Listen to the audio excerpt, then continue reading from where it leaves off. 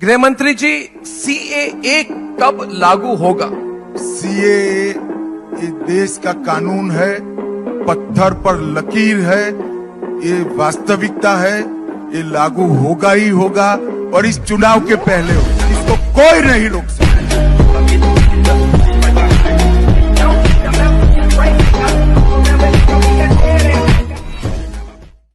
नमस्कार, आज हम बात करेंगे सीए के बारे में।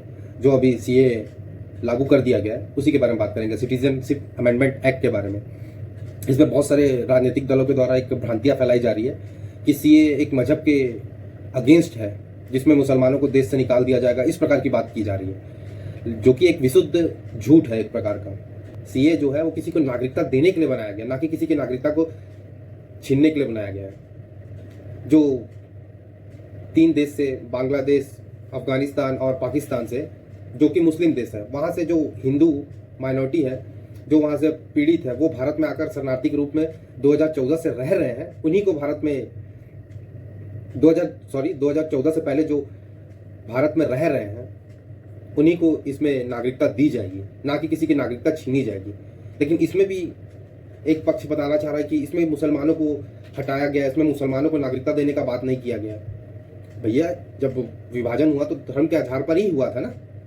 और वैसे भी तीनों मुस्लिम देश है, जहाँ शरिया के हिसाब से कानून चलता है। वैसे तो मुस्लिम ही देश है ना, वहाँ मुस्लिमों को क्या दिक्कत होगा? वहाँ हिंदू, जैन, बुद्ध, सिख, क्रिश्चियन, ऐसे जो प्रताड़ित लोग हैं जो 2014 से पहले भारत आ चुके हैं, उनको ही नागरिकता सीए में दी जाएगी। इसमें कहाँ किसी की नागरिकता छीनने का बात किया जा रहा है, आप स्वयं बताइए। लेकिन कुछ पंचर साटने वाले को इतना पता भी नहीं रहता ना, तो वो भीड़ के साथ चले जाते हैं कहीं भी दंगे करने के लिए। तो उनके लिए भी एक विशेष प्रावधान किया गया है। हर जगह पुलिस को तैनात कर दी गई है, ताकि कोई भी ऐसा दंगाई दिखे या फिर कोई विरोध प्रदर्शन करने वाला दिखे तो उनकी ढंग से खातिरदारी की जाए। इसलिए पुलिस बल तैनात कर दी गई है पहले से ही। हमने ये गमछा पहना है, ये मैं आपको दिखा देता हूं। इस पे लिखा है सीएए, और इस पे हमने क्रॉस लगा रखा है। चाहे कुछ भी हो जाए, सीएए नहीं होगा। की सरकार ने सीएए कानून तो पारित कर दिया, लेकिन नोटिफाई अभी तक लॉ नहीं कर। और राहुल गांधी की बात सुनिए, वो क्या बोल रहा है बेचारा, सीए तो हम लागू होने नहीं देंगे। वो ये कितने मतलब देशभक्त है, आप सोचिए। ये कितना हिंदुओं के बारे में सोचते हैं, वो सोचिए।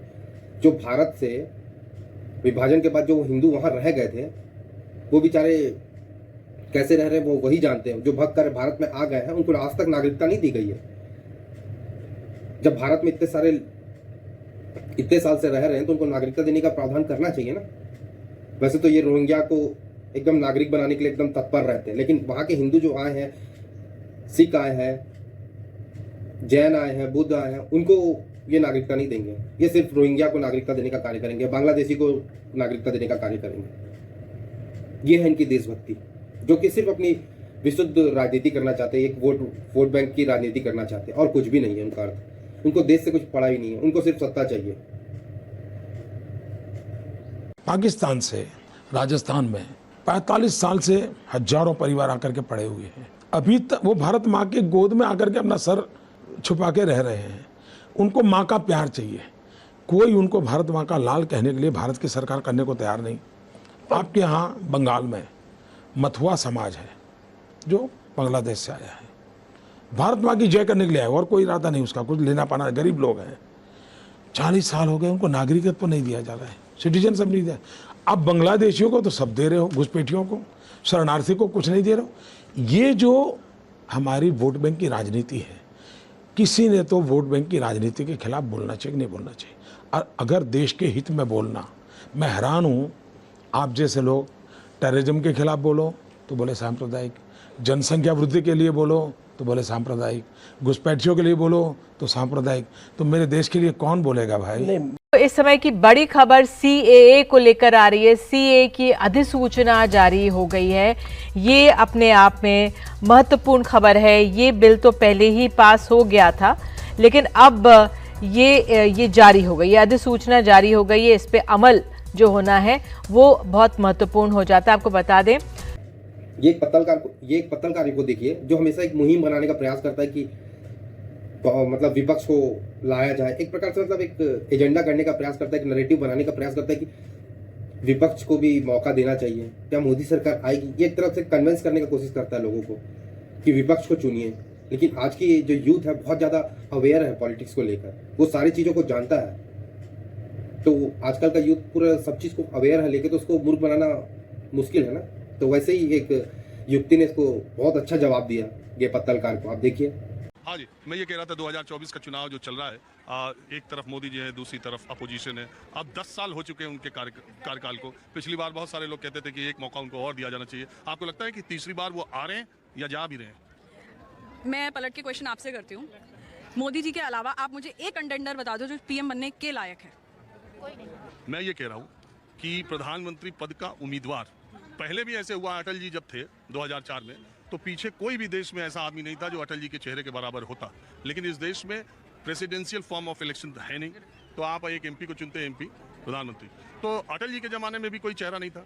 तो मुद्दे ज़्यादा महत्वपूर्ण है या चेहरा ज़्यादा महत्वपूर्ण? क्यों? क्योंकि विपक्ष कहता है हम मुद्दों की बात करते हैं, चेहरों की बात नहीं करते। बीजेपी कहती है नहीं, आप चेहरा बताइए। यही बीजेपी जब दिल्ली में चुनाव लड़ती है तो चेहरा नहीं बताती, यही बीजेपी जब मध्य प्रदेश में लड़ती है तो चेहरा नहीं बताती, जब राजस्थान में लड़ती है तो चेहरा नहीं बताती। उनको बताने की ज़रूरत नहीं है, उनका काम बोलता है।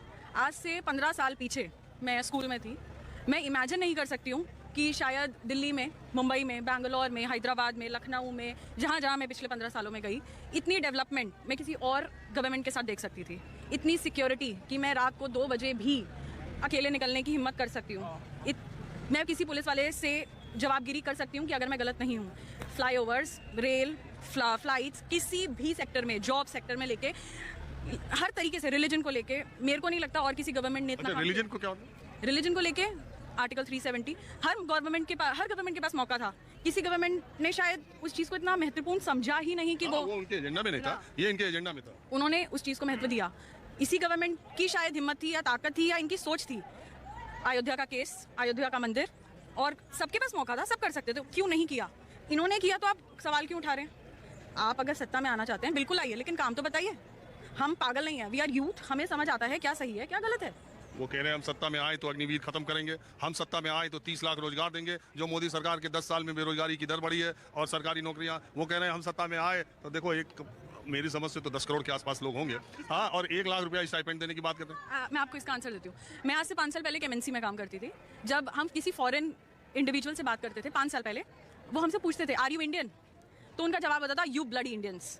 आज की जो डेट में 15 साल बाद मैं या 10 साल बाद मैं उनसे बोलती हूँ yes I am Indian, oh great, lovely country. ये रिस्पेक्ट है ना जो उन्होंने कमाई है हम लोगों के लिए।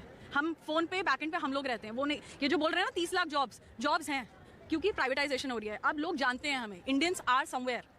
आप सबके पास मौका है, सब कर सकते हैं ना, वो क्यों नहीं, उन्होंने क्यों नहीं किया? मतलब आपके कहने का मतलब कि 10 साल पहले हिंदुस्तान की कोई इज्जत दुनिया में नहीं थी, और अभी जो कुछ भी इज्जत हुई है वो मोदी जी की वजह से ही हिंदुस्तान को देश में जानते हैं दुनिया में। इज्जत थी, लेकिन सिर्फ बड़ी है। सिर्फ 5 जने इज्जत करे वो इज्जत नहीं। जब 5 लाख जने उस चीज को बोले ना, oh Indians very nice, you must be somewhere, you must be something. अब लोग बोलते देखिए भारत में डिक्टेटरशिप आ गई है, भारत में ये है वो है, डिक्टेटरशिप है, तानाशाही है, भारत में फ्रीडम ऑफ स्पीच नहीं है, इस प्रकार की बात करते हैं लोग। लेकिन एक नेता है जो प्रधानमंत्री को चप्पल से मारने की बात कर रहा है, जो प्रधानमंत्री को चप्पल से मारने की बात कर रहा है। अब बताइए एक कैसा डिक्टेटर है जो उसके खिलाफ कुछ भी बोल रहे हैं तो कुछ कर ही नहीं पा रहा बेचारा। तो 3rd क्लास का डिक्टेटर है, बताइए। ये सब कुछ गाली बक देंगे, सब कुछ कर देंगे, अभद्र भाषा बोल देंगे, सब कुछ कर देंगे, लेकिन फिर भी भारत में डिक्टेटरशिप है। पता नहीं इनके हिसाब से डिक्टेटरशिप होती क्या है। आप देखिए कैसे बक रहा है वो, उनको चप्पल से मारने की बात कर रहा है। ಕೇಳಿದ್ರೆ ಕಲಿಬೇಕು ನಾವು, ಇಲ್ಲ ಒಂದು ಯಾವ ಕಾಂಗ್ರೆಸ್ನವರು ನಮ್ಮ ಮಾತು ಕೇಳಲ್ಲ, ಜನತಾದಳದವರು ಕೇಳಲ್ಲ, ಬಿಜೆಪಿಯವರು ಮೊದಲೇ ಕೇಳಲ್ಲ. ನಾವು ಪ್ರಶ್ನೆ ಮಾಡೋದನ್ನ ಇಲ್ಲಿವರೆಗೆ ಕಲಿಯೋದಿಲ್ಲ, ಅಲ್ಲಿವರೆಗೂ ಈ ದೇಶದಲ್ಲಿ ನಾವು ಸಮಗ್ರವಾದಂತಹ ಪ್ರಜೆಯಾಗಿ ವೋಟ್ ಹಾಕ್ಲಿಕ್ಕೆ ನಾವು ಅರ್ಹರಾಗೋದಿಲ್ಲ. ನಮ್ಮ ಜನಗಳಿಗೆ ನನ್ನ ಪ್ರಾರ್ಥನೆ, ಇನ್ನೇನು 20 ದಿವಸಕ್ಕೆ ಎಲೆಕ್ಷನ್, 15 ದಿವಸಕ್ಕೆ ಎಲೆಕ್ಷನ್ ಸ್ಟಾರ್ಟ್ ಆಗ್ತದೆ, 100 ರೂಪಾಯಿ ಕಮ್ಮಿ ಅನ್ನೋದಕ್ಕೆ ಖುಷಿ. ಚುನಾವಣೆ ಬರುತ್ತೆ, 100 ರೂಪಾಯಿ ಕಮ್ಮಿ ಮಾಡಿದ್ದಾರೆ. ನನಗೇನಾನ ಸಿಕ್ಕರೆ ಕಾಲಗಳು ತಗೊಂಡು ಹೊಡೆದು ಬಿಡ್ತಿದ್ದೆ. ಹೀಗೆ ಕ್ಲೇಮ್ ಮಾಡ್ತೀಯಾ? ಇದು ನಾವು ಪ್ರಶ್ನೆ. बाकी आपको वीडियो कैसा लगा कमेंट करके अवश्य बताएं। अगर वीडियो पसंद आए तो वीडियो को लाइक करें, शेयर करें, सब्सक्राइब अवश्य करें। जुड़ने के लिए बहुत बहुत आभार। जय भारत, जय हिंद, जय श्री राम।